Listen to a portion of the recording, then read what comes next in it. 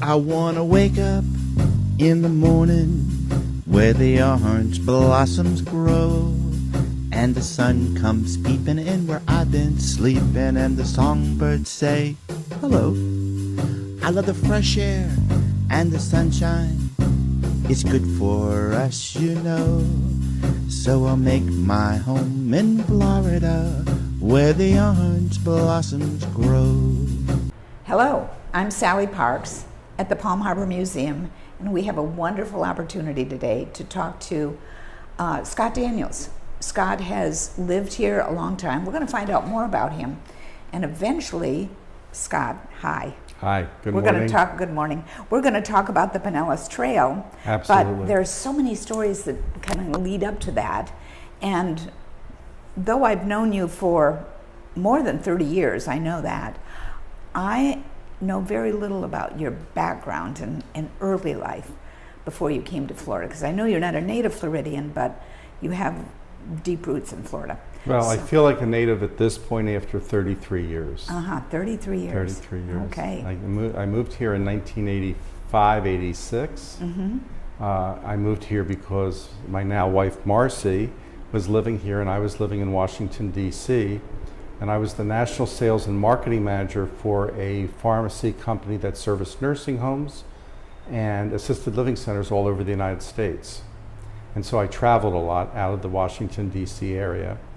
And the nice part of our story, many stories, is that Marcy and I went to high school together in Fort Washington, Pennsylvania, outside of Philadelphia. Mm-hmm. And we graduated, and Marcy came to the University of Tampa, and I went to college in South Dakota. And South Dakota. South Wow. Dakota. And people say South Carolina. I go, no, South Dakota. So for people in Pennsylvania to have someone go to South Dakota, I was certainly an explorer of sorts. Yes. Because I really had never been on an airplane before. I had never been west of Harrisburg, Pennsylvania, the capital. My world was Harrisburg to the west, New York City for visits to the north, the Atlantic City coastline for a day trip with our family, and Washington, D.C., where I was born, to the south. And that was my world. And once I got on that airplane and flew out to South Dakota, it changed everything. So tell me something. When you told people that you were from the Philadelphia area, that you were going to South Dakota, did they say, where is it? They said, where is it? And I'd always say south of North Dakota. But it was a learning lesson for a lot of people. This was the 1960s, so the world was very different at that point. Yes. And a lot was going on at that time. The year that we graduated, Dr. King was murdered, Bobby Kennedy was murdered. Our country was in a state of constant change, and we were college students. In fact, it was very interesting because going to school in South Dakota, to go to the big city would be to get to Minneapolis, St. Paul, or Omaha. We really didn't have any big cities in our state of South Dakota. And South Dakota is actually larger than the state of Pennsylvania in size. So it's a big state. But it gave me an opportunity to really, as an individual, learn about life. And I started my volunteer career in South Dakota. I worked at a nursing home, which was interesting that I volunteered at a nursing home and ended up working with nursing homes later. Wow. And Vice President Senator Hubert Humphrey's mother was at that nursing home in South Dakota because he's from South Dakota. Mm-hmm. So it's just interesting how you make decisions in your life, and then what happens later on is connected. There are all these connections. That's true. So I studied to be a school teacher, just as you and your husband were school teachers. And I came back to Philadelphia, and I joined the Naval Reserve, and I taught school for a number of years. I received my master's degree at Temple University, and my master's thesis was on I created this, it was interesting, the role of Philadelphia in the Civil War. Because I am somewhat of a historian, I love history, and certainly got the travel bug moving out to South Dakota. But I learned from my master's thesis that the city of Philadelphia actually was not so much a northern city, but very connected to the Confederacy, both economically, and a lot of the students from the South would continue to go to school at schools in Pennsylvania. And hopefully that helped to bring, when the end of the Civil War a connection between the North and the South.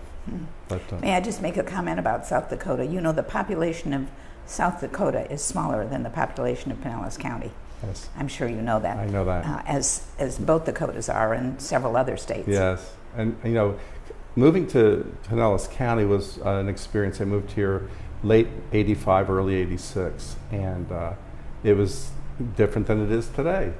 Indeed. We are certainly a very popular place to be, and I can tell you that the increase in population and the need for infrastructure has gone along to make our community of Pinellas County very different now than it was. And so it's very interesting that in 1988, when there was conversation by the Pinellas County Board of County Commissioners about what they do for the future, that the concept of the Pinellas Trail came up, of a linear park, a safe place to recreate and to travel for transportation. And that's really the start of why we have the wonderful Pinellas Trail we have today. My volunteer experiences, though, was very interesting. I got involved with Leadership Pinellas, learned a whole lot about the county and what was going on in our community. We're both proud alumni of the Proud Leadership alumni. Pinellas. I'm from the class of '93. I practically invented it. I was in the 80s. think so. And I was president 2003, 2004. And so my leadership experiences prior to Leadership Pinellas, then along with what I learned with Leadership Pinellas, gave me opportunities that I would never have thought about, except for the fact that they happened. And so I've been very happy living here. My wife and I are real estate agents, and Right. so we are part of the resource when people think about moving to Florida, think about moving to Tampa Bay. And then our involvement with the nonprofits gives us a different perspective to what's going on here and supporting our community. I helped to start the Safety Harbor Public Library Foundation, which was an interesting story because anyone that knows Safety Harbor and they know the library down by the Safety Harbor Spa was 70 years old and didn't have an endowment. And a group of us got together recognizing the importance of libraries in our community and started that program. You've been a champion for many organizations, I know that, and scholarships and all kinds of good things.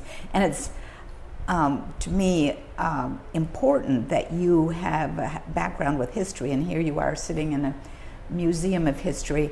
And as a real estate person, you can remind people that this didn't just grow up in the 50s and 60s Right. and 70s and 80s or Right. yesterday, which a lot of people have not visited here before, but it has an interesting and long history. Well, the Palm Harbor Historical Museum, where we're sitting, I think it was 1914. This house was built. Yep, that's And the Hartley family and all the original families that were here were very much tied to agriculture, which also relates to the trains and transportation. But in the very beginning, the county was part of Hillsborough County. So it's very interesting because of the separation that the people who lived over here and the people who lived in, say, Tampa, had two different cultures basically. And they saw Pinellas County as being sort of the, orange groves and the beach. Right. And when it came to funding and fishing. and of course. fishing, and when it came to funding, the needs of the people over here, people over there on the other side of the bay weren't so accepting. So it really was important that Pinellas County become a separate entity and support the citizens here. Terry Fortner, who's so wonderful and has grown up here and has wonderful stories to share, has told me many stories about what it was like living here prior to the automobiles. Yes, And right. What the trains were basically for passengers and for agriculture. And Yeah, let's talk a little bit about that transportation system, which eventually led, of course, to the Pinellas Trail. right. But, talk a little bit about Well, what it was. the Orange Belt Railroad was the last large rail connection here. And again, north to south, Tarpon Springs to St. Petersburg, there were train stations. And today we have one that's in Dunedin still today. It's right on the Pinellas Trail where the railroad was. and which is a museum. Which is a museum, and then Tarpon Springs. And so both of those municipalities have supported their the historical side of their community as well as from the county level, and they're both on the Pinellas Trail because some people had thought about doing a monorail system back in the 70s and 80s, and Fred Marquis and the Board of County Commissioners, I think, evaluated what would be best for our community and best for the citizens and for our visitors, because we have lots of visitors who come all year long, but especially in the winter time. And so the concept came along for a linear park.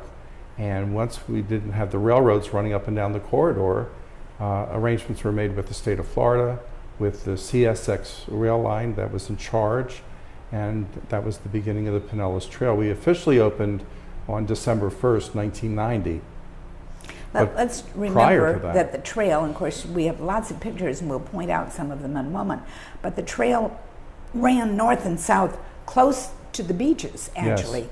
So it was really quite lovely that we had not just a railroad, but we also had a scenic corridor that really was beautiful. Absolutely. And is Absolutely. beautiful. And of course, before the railroad, people used boats to get around on the water side.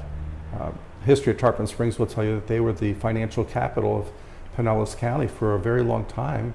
And then as St. Petersburg and Clearwater and the other cities became larger, they all shared in that leadership role when it came to the economic growth of our community. And I always say community meaning Pinellas County because, we have over 20 communities, major cities with mayors and staff and all, but it's all one county with one personality that is very attractive, not only to the people who live here, but also to future residents.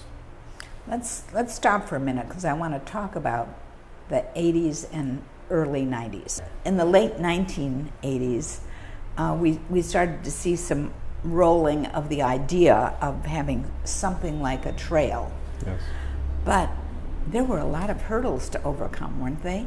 Well, there were. It was a brand new concept. I at that said time. they because it was you, but also people that opposed it. Right.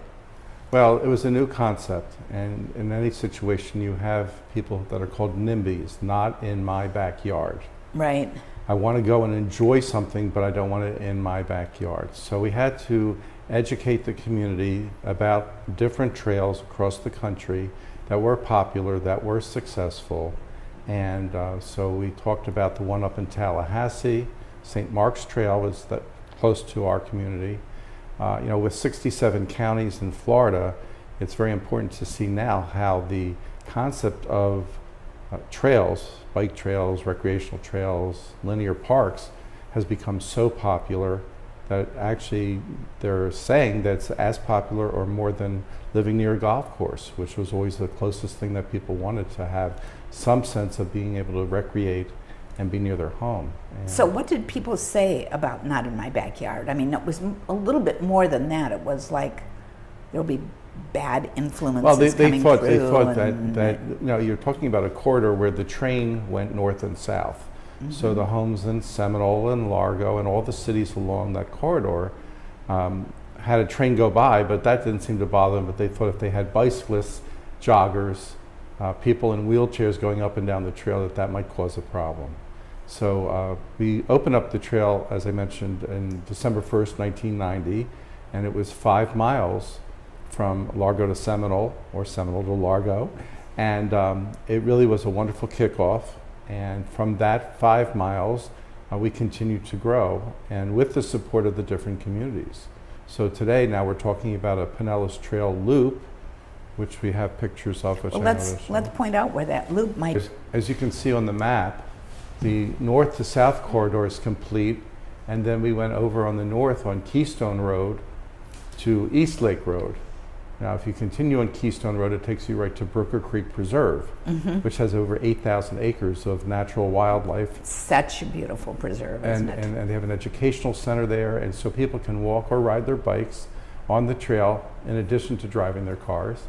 One of the things about the Pinellas Trail is to get people out of their cars when they can. And the exercise is good, and just being with nature.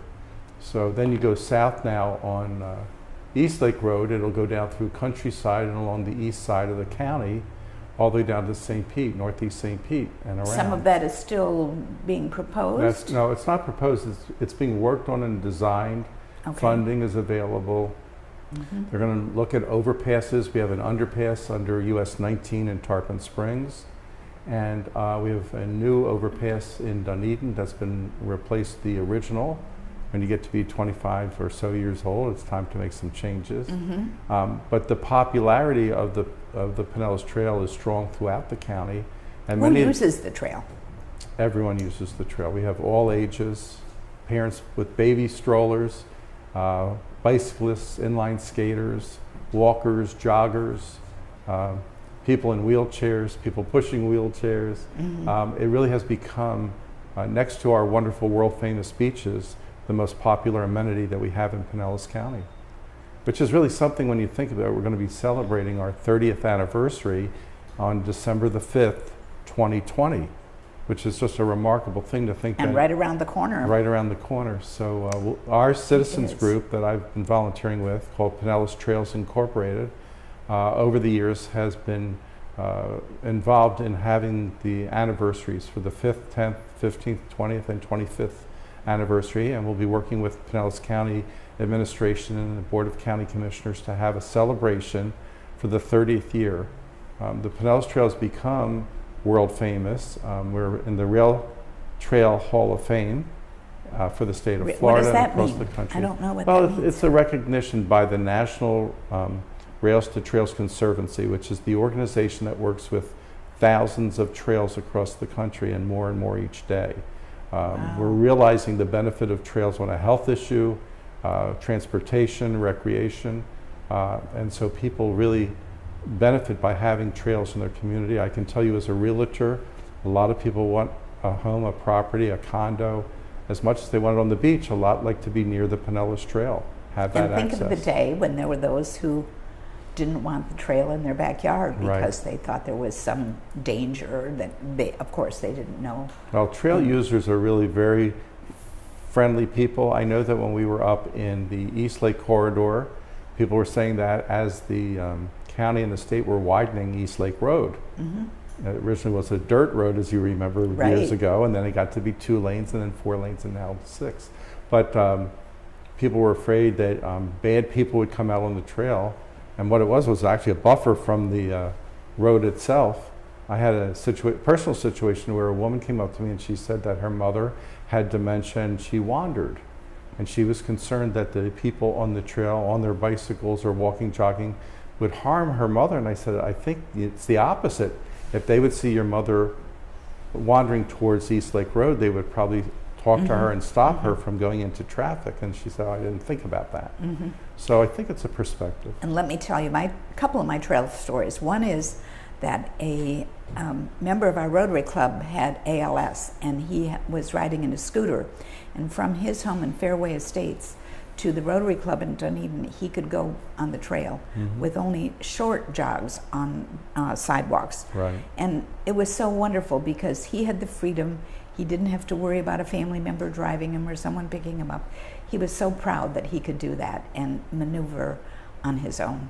What a joy that was. Well, the city of Dunedin is another wonderful example of what it was before and after the Pinellas Trail, and with the development of downtown, because back in the 80s there were vacancies in downtown Dunedin, and people were wondering what should happen. And then their economic development director, Bob Ironsmith, and other people with the cities came up with concepts that recognized that this would be a way for people to come into the city. Parking is always an issue.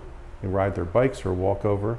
To go to the Blue Jays Stadium is right there by the trail. So wonderful restaurants. And the Hale Senior Center places. is on the Pinellas Trail. So it really has been part and parcel of the growth and development, not only of the city of Dunedin, but all the cities that are adjacent to the trail. And each one of those cities, their city councils, their staff, the organizations and the communities have been very favorable to the trail and the impact it's made. Scott, a fun story to tell you is about a man. I don't know if you know that I have an Airbnb in my home, and a man who was a professor at Duke University put his bicycle on the train and came down here because he had heard about the Pinellas Trail. And so he rode his bicycle. Actually, he went up into Pasco County along the Suncoast Parkway, but came down and spent time with me. Was totally on his bike all of the time, had such a great time, and went to visit friends in St. Petersburg from my home in Palm Harbor, went north to see people in Tarpon Springs and East Lake area. he just thought it was just wonderful and gorgeous. The only thing that it was a problem was that it rained a half a day. Right. And I said, well, that's not anything we could do anything about. And he understood Sally, that, of we're the course. most densely populated county in the state. And we're the second smallest county in the state. And yet Pinellas County has done remarkable things with the trail, with other things as well, in the sense of forecasting the future of our community. And the Pinellas Trail with the loop will certainly be part of that future. Yeah, And certainly love that. have a strong positive impact on real estate values and on reasons when people are deciding where to vacation, and they love the beaches without a doubt. And then they say, well, what if there's something else I want to do? The trail comes up constantly. So we get Right. lots of support, and we've been a role model to other trails across the country. Our citizens group and our local leadership have been involved. We even had one of the national meetings for the Rails to Trails Conservancy right here when we had the Bellevue Biltmore Hotel. I remember that. And yeah. that was quite a gathering. We had the mayor of Pittsburgh there, who came up to me and asked me a lot of questions, because Pittsburgh's a railroad town. It's a big city, as you know, in Allegheny County in the western part of the state. And he wanted to copy and to be mentored by what we do here in Pinellas County. So, You've also developed a lot of partnerships with businesses, haven't you? Tell me a little bit about that. I'm thinking about Duke Energy in particular. Right. But I think it was maybe Florida Power in that. I don't it know. was but Florida Power, now it's Duke Energy. Right. We've been working closely with them in the sense of the land and the accessibility for the trail, for the loop. So say at Enterprise, we have an overpass over US Highway 19, but to the south of there is our Duke Energy lines, then down in Seminole and St. Pete, same thing. So there's been a great cooperation, because we're not the only community in the country doing this. We were one of the leaders, we've been recognized, but people understand the value and benefit of the trail. And of course, when you talk about the Pinellas Trail, you're talking about the community at large. We have lots of nonprofits in this community. I've been involved with the Lighthouse of Pinellas, which works with our sight impaired and blind citizens. Well, what better place for someone who has a sight impairment to be able to go out on the Pinellas Trail and not have to deal with the traffic that they might have in their neighborhood. We have other organizations throughout the county that have really benefited by having the trail nearby, of all ages, all backgrounds. And so it's really been quite nice to have the loop being planned, and because we are the western terminus of the trail that will go across the state of Florida. Oh, I didn't know that. Right. Okay. And the state of Florida is working with our county and all the counties that have trails for the coast-to-coast trail that will be finished.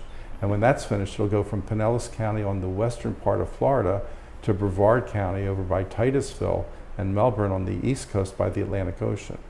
Now, everybody's not going to go 275 miles in one trip, but all the people along the corridor there will benefit by having that support. And the folks in Tallahassee, recognizing what we've done in Pinellas County, said this was a concept that they wanted to embrace. Is the Florida Department of Transportation involved in that, or Yes, is it they are. other agencies Other as well? agencies as well, but the lead would be the Department of Transportation. Right. And they recognize that the cost of doing a trail is much less than even a mile Right. of Building asphalt a road. for vehicles and trucks and all that. So it's been a nice relationship. The leadership here in Pinellas County has been stellar and continuous. The business community has supported it, and it's been great fun. Our citizens group, Pinellas Trails, has a website, and we have a Facebook page. Our Facebook page is Friends of the Pinellas Trail, and we get a lot of And information. what's the website? The Pinellas website Trail is Inc. PinellasTrails.org. Oh, .org. .org. Okay. And and we're an all-volunteer organization, but we do many things. And some of the things that we have done over the years is we set up a Trees for the Trail fund. People can make a donation for additional landscaping on the trail. 100% of the money goes to the county, and the Parks and Conservation Resource Department will select areas where we need additional landscaping or shade. We also do the amenities program. So when you're on the trail and you see water fountains or benches, covered tables, litter receptacles, bicycle racks, our organization handles all that on a volunteer basis, so the county doesn't have to spend tax dollars for any of those items. That's all donated. And we coordinate it with the county and with the different departments. We just put a new water fountain in at Keystone and East Lake Road. Oh, good for you. There's not much around there, is there? There So isn't, and that's it's really important. on the access to the Brooker Creek Preserve, so people will know that there's a water fountain there. And with more donations, we'll have more benches and possibly covered tables. And we work in cooperation with all the different departments from the county. And local family made the donation, and we had a celebration a few weeks ago. So we're looking for things like that. We're also looking how the different cities, the municipalities, have their city parks and how they can connect with the Pinellas Trail so that there's another connection locally. I often think about those little offshoots, maybe you call them branches, I'm not sure what you Right. call off the trail, but people love to go, for example, from Palm Harbor to Honeymoon Island and can get down on the trail Right. and across there very Right. easily. It's been a good cooperation. Whedon Island is right off the trail, so Yeah. the people in Northeast St. Pete that want to kayak can ride their bike or get down there and do that. We have some remarkably wonderful opportunities for being outdoors here in Pinellas County, and the trail is the connector. The city parks that each of the cities have that are adjacent or nearby bring people in, and it works out really well. Do you, does your organization kind of help with the volunteers that are on the trail? I know there are Yes. people that are on the trail that are not paid. There are some paid staff Right. and that are kind of watching for issues that might be taking place, might be some erosion of the side of the trails. We've like that. established an auxiliary ranger program. Oh, okay. And we have over 100 signed up, more during Wow. the winter time when our snowbirds Sure, are here, yeah. but throughout the year. And it's really been very helpful for the county to have these volunteers. Many of them are involved in trail programs back home in Ohio or New Jersey. And when they're here, they're our auxiliary rangers. That's So we have the wonderful. amenity program for the items I mentioned. We have the auxiliary ranger program, and throughout the trail program all these years, these now 29 years, we've really brought a lot of people in to work and help us with our paid staff. And are there ways that you involve kids? Well, one story which is very nice was a Boy Scout in Largo and Seminole who used the trail and wanted to put a water fountain at Walsingham and the trail. And that was his Eagle Scout project. So he and all his other Eagle Scout candidates came out and worked with our county staff, and they raised the money for the water fountain, and that was his Eagle Scout project, and the others helped to do the setup for that, and it's very popular. That's great. Think of the people that helped the trail get created along the way. Would you name a few just to throw them out Very there? important. The impetus basically for the Pinellas Trail was Bert Valerie and his family. And that was again back in the It's 1980s. an important story, right? It was the start. Unfortunately, his son was riding his bike, was killed by a vehicle, and it was not a safe way for his son to go to his job at Publix in Right, Largo. right. And in their grief, the family decided to be positive, and Bert and his family have been supportive of safe bicycling For 30 years, I for know. all they're these still years. involved. And so it really has been a very special connection with a lot of families, because everyone wants safe bicycling as our city and our community and our county developed. Jean Halverson was on the city council in Largo. She was the grandmother of the Pinellas Trail because she was the oldest woman that volunteered with us, and she was on our board of directors and had great influence with the council of mayors and the city, all the organizations to get the word out about the Pinellas She was your Trail. best cheerleader for elected officials. She was a remarkable cheerleader. Dan Mann, who was the president of SunTrust Bank at the time, back in the 80s and 90s, got involved. You can see that we had a wide range of people, backgrounds, supporting this concept. And he worked very closely with Mr. Kokolakis and his business to get us where the train station is, and the connection and the public art and the park that we're all near there. And of course the park is where the city of Dunedin has the Purple Heart Park, which was the first in the state of Florida and one of the first in the country. And I've been a volunteer with that for about 13 years, and every year, the first week of August, we have a celebration for our veterans and our Purple Heart veterans with a cooperation from Dunedin High School, the Scottish Music Band, the business community, the Chamber of Commerce, all connected with the trail and with downtown and with the cities.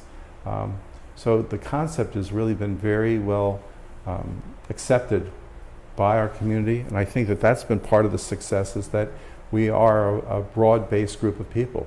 We were school teachers and salespeople and bankers and business people who all said this is a good thing. I also just have to add Brian Smith and Fred Marquis as being two people that have been champions of the trail. We had the now, continuity of service from Brian Smith, who I think was 40 years serving the Pinellas County government, and then Fred Marquis having his leadership, working with our elected officials, we are officially the Fred Marquis Pinellas Trail, and we want to give him all the honor that goes with that, because they really were futurists. They looked to the future. Unfortunately, there are people in our society or in our government sometimes that just look at today. They don't look at tomorrow. What does it mean for tomorrow? How can we plan and prepare for tomorrow? And of course, we have a great diverse community here in Pinellas County, where a lot of times people thought we were just a retirement community, but we're not that anymore. We have major businesses, major corporations. We have a major draw because of the natural side of Pinellas County, like you mentioned, fishing and sports, outdoor sports. So when families move here, we want to give them everything possible that they could have, and I think we've done a good job of that. Sure. And Brian actually used to ride his bicycle from his home in Ozona to work almost every day on the Pinellas Trail. He was one of those fine examples of people who could make the trip on the Pinellas Trail. Right. And then he worked on the Courtney Campbell extension too. So absolutely. So that was a federal trail that goes from Tampa over to Pinellas County from Hillsborough. And we're going to be doing an overpass near the Bayshore connection, so it'll be safer to cross over to go north and to be connected. And so again, everybody's still very positive about this. When you hear the naysayers about spending money or making things different or making changes, there's strong leadership in this community to continue that path. So how can people get involved in this 2020 celebration in December? I mean, do you just want them to come to an event, or do you want them involved in other ways? Well, it's interesting you should ask that. We're going to be meeting with the county in the next month and before the start of 2020, and we'll have information out to the community through the communications department on the county level, but also with all the municipalities and with the business community and with the chambers of commerce. So we'll probably have specific information, I'm going to guess probably February, March, for what's going to happen in December, on December 5th of 2020. And I would recommend people go online and find things out. They can always reach me at 727-480-3515. They can email us through pinellas.trails.org or go on our Facebook page at Friends of the Pinellas Trail, and we respond accordingly.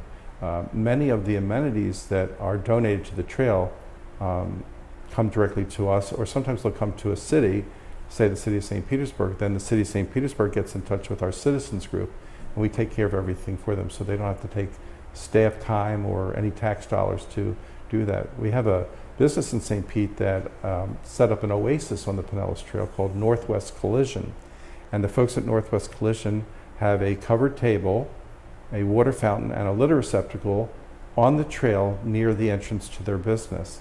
And so their employees and the other employees of other businesses can come there, trail users can come there, and it's really been a positive change. There's a little oasis, really, hasn't it? And we always say that, the more that people go on the trail and are on the trail, the better it is.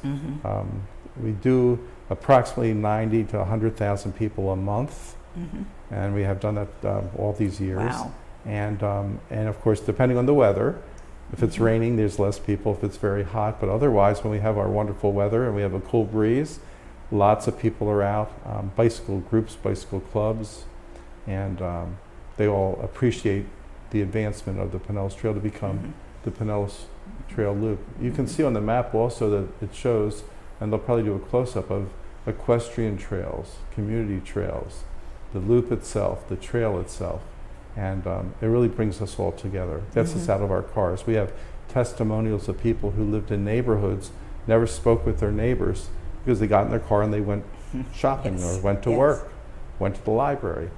Now when people are on the trail, they recognize each other and they see people, and it's become a very social place for people as well. Very positive. Scott, you mentioned a lot of other people. I certainly would say that in many ways you're the face of the trail too. So I compliment you for all the work that you've done over this 30 years, and thank you for it. Because the funniest thing is that people think that I'm an employee of the county or city or the trail, and I'm just one of the many volunteers. I mean, the spirit of volunteerism is so strong in Pinellas County. I can tell you from all my years being here, organizations I've worked with and supported, and it's really a wonderful place to live, and we want to keep it that way. So that leads me to my next question. So what is your philosophy of life, Scott? Well, I would say that it's important to care about others. I think that we live in a time when people become insulated too much, and everybody has interests, and certainly everybody has needs. We have a wonderful medical community that needs volunteers, our libraries, as I mentioned, many of the nonprofits, and working hand in hand, I think, with your neighbors makes it really very special. I got involved with the trail because Marcy and I lived where the railroad corridor was, and they were talking about putting a monorail in our backyard, and we were both against that very much, and the idea of having a linear park behind where we lived made more sense as for all the people along the corridor. So I think that if you take the initiative that makes you happy, that you have interest in, if it's a family situation, to go that path, and that brings you to either the Pinellas Trail or something like it. And I appreciate meeting with you today here in this historic Palm Harbor Historic Museum, because for people who've not been here, I would highly recommend check the days that they're open, check the activities that they have, the support from all the community and all the history that we have here in Pinellas County. And so it's very special to meet with you today right in this special house. Thanks. And really, the trail is your legacy, so feel proud about that one, because it is a big one. Thank you so much. So I'm going to have you look in that camera and just say something to the listeners and the viewers about what you want them to do.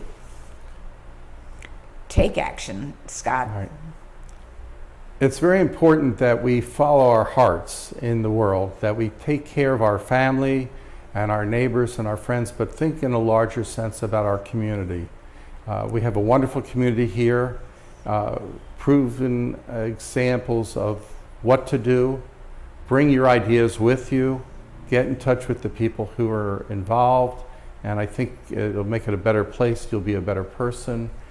We certainly are recognized not only here in Florida but across the country with what's happened here in Pinellas County with the trail and many other organizations. The leadership we have in place, we just need you to come and sign up. So please do that, and our community will be better for it. Scott, thank you so much. You've been a real informative as well as a champion and cheerleader for the Pinellas Trail and this whole community. So thank you for being with us today. Thank you so much, Sally. It's my Appreciate pleasure. the opportunity. It's my pleasure. And with saying goodbye to Scott Daniels today, we'll see you next time.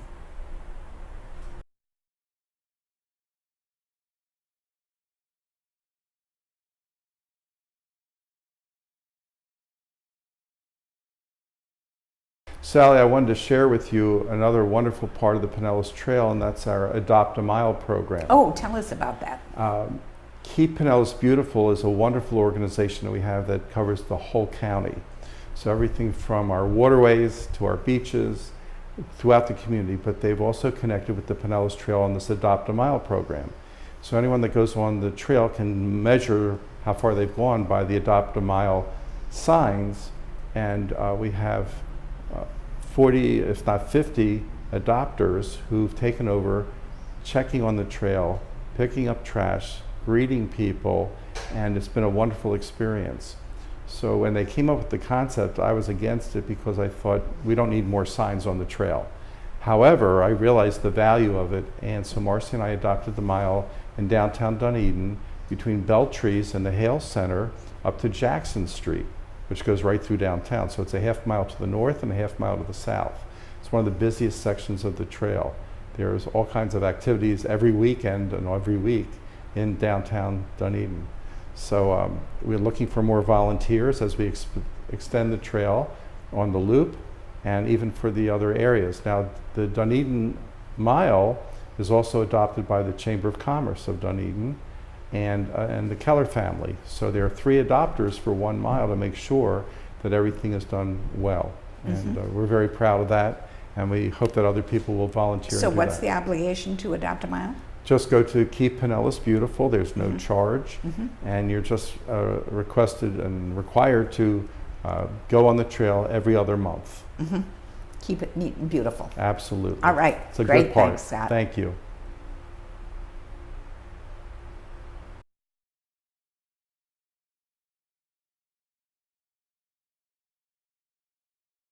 And I'll make my home in Florida, where the orange blossoms grow and grow. So